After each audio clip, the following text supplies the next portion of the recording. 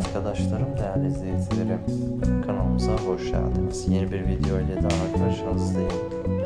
Umarım videolarımı beğenip kanalımızı izlemeye devam edersiniz. Yayın hayatına devam eden, herkese sevilen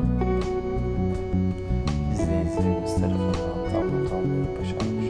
Sevilen dizimizin başarılı sevilen oyuncularından çok güzel yepyeni kareleri topladım değerli izleyicilerim. Umarım topladığım karelerin hepsini beğenirsiniz. Sevilen başarılı oyuncularımızla ilgili yepyeni videoları her gün sizler için yeniden sunmaktayım.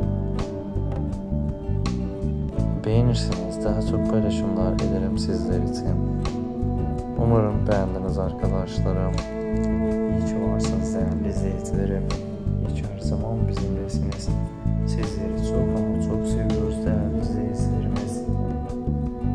Görüşürüz arkadaşlar.